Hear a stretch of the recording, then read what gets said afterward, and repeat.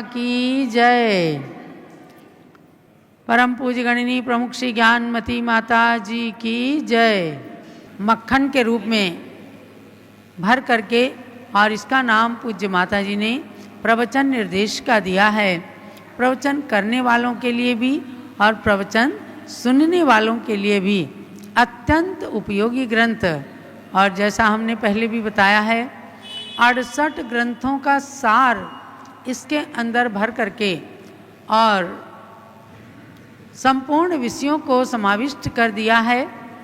जिन विषयों के लिए आज कुछ विवाद भी हैं उनका शास्त्रीय समाधान पाने के लिए आप सबके हाथों में ये है प्रवचन निर्देश का ग्रंथ है। अब थोड़ा सा ही प्रकरण बचा है और 2024 के साल तक आप ग्रंथ को के स्वाध्याय को तो परिपूर्ण कर ही लेंगे, लेकिन इसके 2 अध्यायों की परीक्षा सन 2025 में जनवरी में होगी और हम यही विश्वास रखते हैं कि अब आप सब 5 जनवरी के बाद मेंटली प्रिपेयर होंगे और हम आपकी 5 से 10 जनवरी के बीच में परीक्षा लेंगे। तो हम चलते हैं पेज नंबर 178 पर। ये प्रकरण चल रहा है ग्रंथों के अध्ययन अध्यापन की शैली। सभी लोगों के पास अपनी अपनी शैली है, अपना अपना प्रकार है और अपना अपना अनुभव है। लेकिन आगम का एक अपना तरीका होता है कि हम जिस ज्ञान को स्वयं प्राप्त कर रहे हैं या जिस ज्ञान को दूसरों को देना चाहते हैं वह पूर्वाचार्यों से एकदम अनुस्यूत अनुबद्ध हो, तब उस ज्ञान के अंदर प्रामाणिकता आती है। तो ऐसे अनेक प्रकरणों को आप पढ़ चुके हैं। एक तत्वार्थ श्लोक वार्तिक जो तत्वार्थ सूत्र ग्रंथ की टीका के रूप में है और आज से लगभग 800-900 साल पहले जिसकी टीका आचार्य विद्यानंद स्वामी ने किया है, उस श्लोक वार्तिक ग्रंथ को भी आप्तमूलक सिद्ध कर रहे हैं। मतलब कि इन आचार्यों की वाणी भी भगवान महावीर की दिव्य ध्वनि से संबद्ध है। इस बात को बताते हुए कह रहे हैं संप्रदाया व्यवच्छेदा विरोधा दधुना नराम सद्गोत्रादिपदेशूत्र यद्वत् तद्वद् विचारतः प्रमाणमागमः सूत्र माप्तमूलत्व सिद्धितः। ये तत्वार्थ श्लोक वार्तिक के मूल में प्रश्न नंबर 8 का उद्धरण दिया। इसका मतलब ये है कि संप्रदाय परंपरा अर्थात परंपरा के व्यवच्छेद का अविरोध होने से यह सूत्र आगम प्रमाण है, क्योंकि ये आप्तमूलक सिद्ध। आप्तमूलक का मतलब क्या है? आप्त माने ईश्वर, सच्चे सर्वज्ञ वीतरागी और हितोपदेशी भगवान को ही आप्त कहा गया है। और उन आप्त की ईश्वर की कही हुई वाणी के अनुसार ये श्लोक है। जैसे आजकल मनुष्यों के सद्गोत्र आदि का उपदेश प्रवाह रूप से पाया जाता है, उसी प्रकार से विचार करने से यह सूत्र रूप आगम पूर्णतया प्रमाणभूत ही है।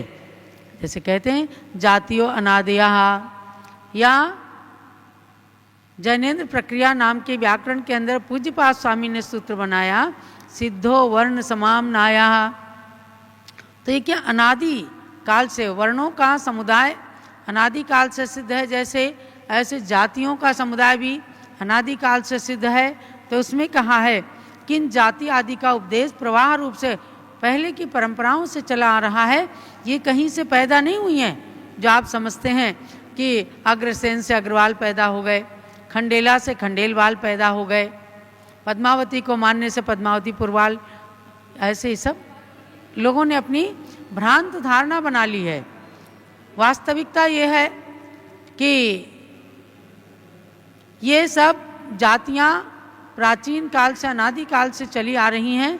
इनके नामों में थोड़ा बहुत परिवर्तन भले ही हो जाता है, लेकिन आज भी फूलमाल 25 नाम की एक जयमाला आती है, उसके अंदर 84 जातियों के बराबर नाम मिलते हैं। तो जैसे प्रवाह रूप से जातियां चली आ रही हैं, ऐसे प्रवाह रूप से भगवान की वाणी चली आ रही है, चाहे वो तत्वार्थ श्लोक वार्तिक है, चाहे अष्ट सहस्त्री है, चाहे सठखंडागम है, कसाय पाहुड़ हैं। इन ग्रंथों को पूर्णतया प्रमाणभूत मानना चाहिए, इस बात को बताया है इसके अंदर। ज्ञानमती माता जी हीरे मोती की तरह से चुन चुन करके आगम की वाणी को लाकर रखती हैं। कसाय प्रावृत ग्रंथ के प्रति भी वे लिखती हैं कि स्वयं जय धवलाकार प्रस्तुत ग्रंथ के गाथा सूत्रों और चूर्णी सूत्रों को किस श्रद्धा और भक्ति से देखते हैं, ये उन्हीं के शब्दों में देखिए। एक स्थान पर शिष्य के द्वारा ये शंका किए जाने पर कि कैसे जाना, इसके उत्तर में श्री वीर सेनाचार्य कहते हैं, देखो इस प्रकरण को कठिन मत मानना। आचार्य गुणधर स्वामी हुए जिन्होंने कसाय प्राभृत नाम के ग्रंथ में प्राकृत सूत्र लिखे और उनकी टीका की है आचार्य वीर सेन स्वामी ने। 8वीं शताब्दी में लगभग वीर सेनाचार्य हुए, उनके हाथों से बहुत काम हुए। उन्होंने सठखंडागम ग्रंथ की टीका लिखी, उन्होंने कसाय पाहुड़ की जय धवला टीका लिखी और उन सभी ग्रंथों को उन्होंने बताया कि भगवान महावीर की वाणी से इनका सीधा संबंध है। तो वीर सेनाचार्य क्या कहते हैं, एदम माधो बिउलगिरी मथ्यथ बड्डमान दिवाय राधो विणिकमीय गोदम लोहज जम्बू सामियादि आईरीय परंपराए आगंतुण गुणहरा इरियम पावीय गाहा सरुवेण परिणमीय अज्ज मंखुणा गहत्थितो जय वसह मुहनय्य चुन्निसुत्ता यारेण परिणद दिव्वज्झुणि किरणादो नवदे। ये प्राकृत है। प्राकृत और संस्कृत भाषा अपनी जैन भाषाएं हैं। आज कुछ लोगों ने प्राकृत को तो जैनियों की भाषा कह दिया और संस्कृत को ब्राह्मणों की भाषा कह दिया, ये गलत है। जो हमारे गौतम गणधर स्वामी हुए, भगवान महावीर के समक्ष जिन्होंने अपना सर्वस्व समर्पण किया, उन्होंने सबसे पहले चैत्य भक्ति को संस्कृत में रचा। जयति भगवान हेमाम भोज प्रचार विजृंभिता। जिस चैत्य भक्ति को रोजाना माता जी गणधर वाणी के रूप में आपको बताती हैं, वो संस्कृत में है। प्राकृत में उन्होंने गणधर वाले मंत्रों को रचा। प्राकृत में प्रतिक्रमण के दंडक सूत्रों को लिखा और संस्कृत के अंदर वीर भक्ति की रचना की। श्रावक के प्रतिक्रमण और मुनियों के प्रतिक्रमण को प्राकृत में लिखा। थोस्वामी स्तवन लिखा। सामायिक दंडक पाठ को प्राकृत में लिखा। तो मतलब ये है प्राकृत संस्कृत भाषा ये जैन शासन की वर्तमान में समझने वाली भाषाएं हैं और बाकी भगवान की दिव्य ध्वनि से जो अनक्षरी दिव्य ध्वनि निकली उसके अंदर सारी भाषाएं समाविष्ट थी।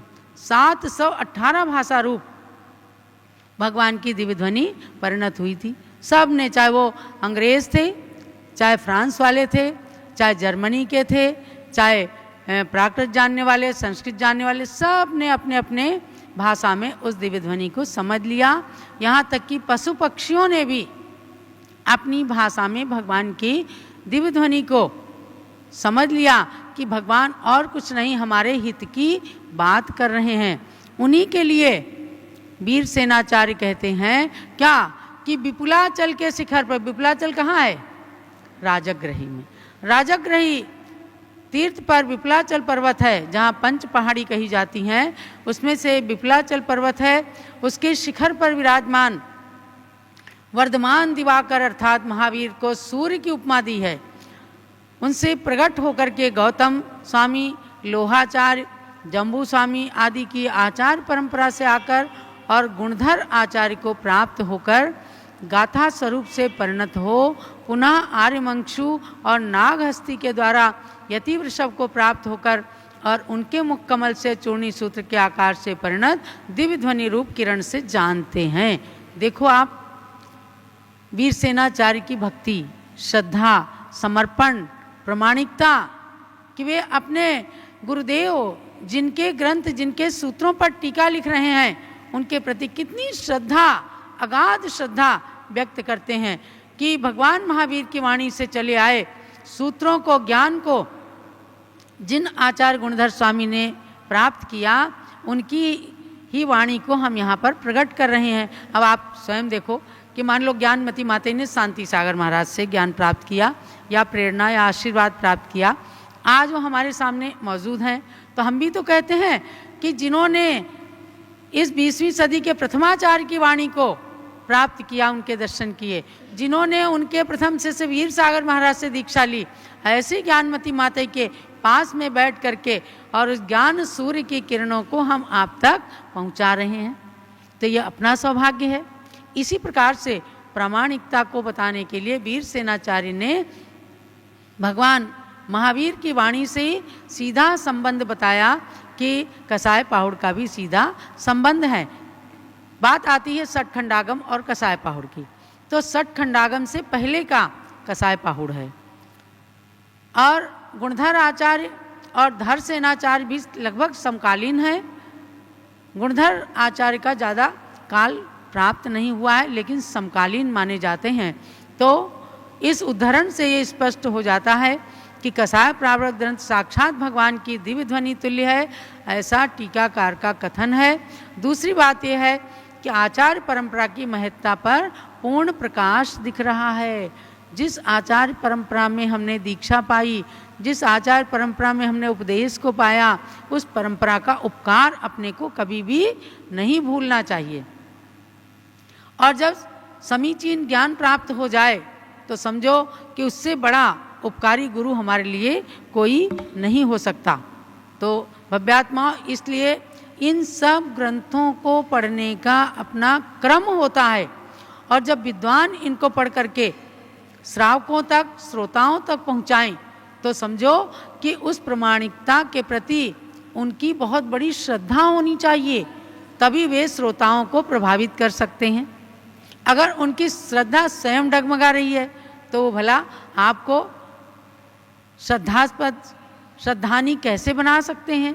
तो इन प्रकरणों को देखकर जानना आप कि कसाय पाहुड़ की गाथाओं को, जिनके अंदर अनंत अर्थ गब्भाओ, जिनके गर्भ में अनंत अर्थ छिपा हुआ है, हम भले ही ना समझ पाएं, हम उसको थोड़ा बहुत समझ सकें, लेकिन नद्या नव घटे जलम, नदी के जल को अगर सीसी में भर लिया, नदी तो बहुत बड़ी है, लेकिन अगर उसके जल को, गंगा नदी के जल को सीसी में भर लिया तो गंगा का जल ही तो कहलाता है ना, और बड़ी श्रद्धा से उसको यूज़ करते हैं। इसी प्रकार से गंगा जल के समान पवित्र वाणी को प्राप्त करके आप सबको भी पूर्वाचार्यों के प्रति दृढ़ श्रद्धा करके अपने सम्यक दर्शन को दृढ़ करना चाहिए।